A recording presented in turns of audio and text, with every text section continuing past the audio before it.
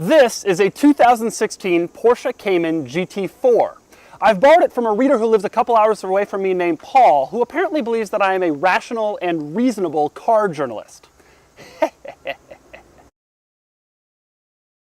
Before I go any further with the Cayman GT4, let me tell you about it. Porsche often makes high-performance GT versions of its sports cars. First, there was the ultra-rare 911 GT1, essentially a race car for the road. Then there was the 911 GT2, a crazy, insane, wild, high-performance sports car. Then there was the 911 GT3. I once played ping pong on the wing of a 911 GT3. Now there's this, the Cayman GT4, the fourth rung down on the ladder of Porsche GT cars that stretches from really crazy insane to mostly insane. So the details. The Cayman GT4 has a 3.8-liter flat six that makes 385 horsepower and 310 pound-feet of torque. It'll do 0 to 60 in something like 4 seconds and hit a top speed above 180 miles an hour. And it has the ultimate transmission, an enthusiast-friendly 6-speed manual, not a dual-clutch automatic like the 911 GT3. Starting price around $86,000. This places it squarely in competition with the 911, which starts at just over $90,000 with shipping. And that begs the question, is this better than the 911? For more of my thoughts, click the link below to check out my column on autotrader.com/oversteer. Now, let's get started. This is normally the part where I tell you all the weird quirks this car has, with only one little problem. This car doesn't really have any weird quirks.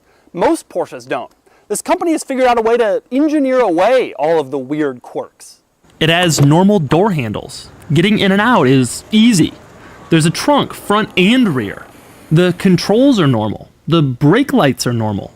The quirkiest thing about this car is this idiotic fabric interior door handle designed to save weight in a car with a navigation system.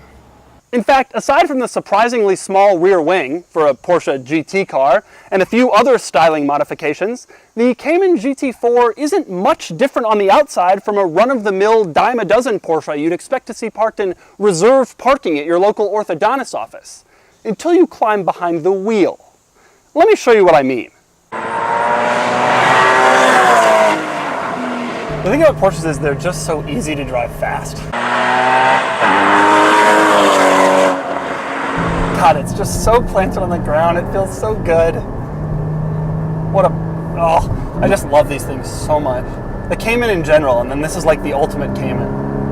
It's surprisingly quick. It definitely is. Considering we're in a Cayman and we know that they don't want it to, beat out 911s and stuff, it hauls pretty fast out of that stop sign. Wow, God, that extra torque at like 5,500, it's insane. Yeah, so fourth gear, flooring it. I mean, it's quick, but it isn't, it's no V8, it's no 911 turbo.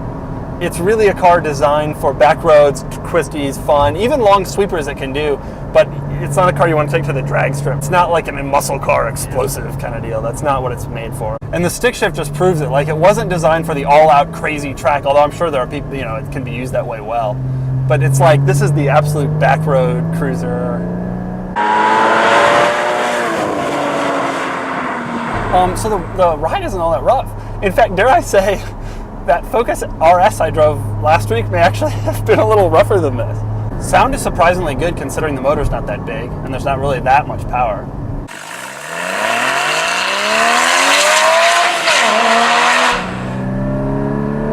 Power delivery is so linear, it's just so good. The gear action is so slick in this car, more than any other car, and Porsche is the absolute master at that. God, it's hard to describe how slick the gearbox is. All you want to do is just keep shifting. It's funny, for a company that's so desperate to make all their cars dual clutch, they do such a great job with the manual. It's the right car. It also is the right size. It really, really, really is the right size. I personally think the 911, after 996, I think the 911 got a little too big. I love the regular Cayman, and this is just a regular Cayman on steroids, but not so many steroids that you feel like it's abused itself. It's like the perfect amount. Here's a bus license plate on a Mercedes C-Class.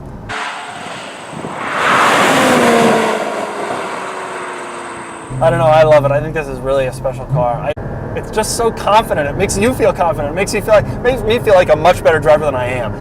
Every time I drive a car for one of these videos, I feel at the end of it like I'm ready to be done. And I don't feel like that this time.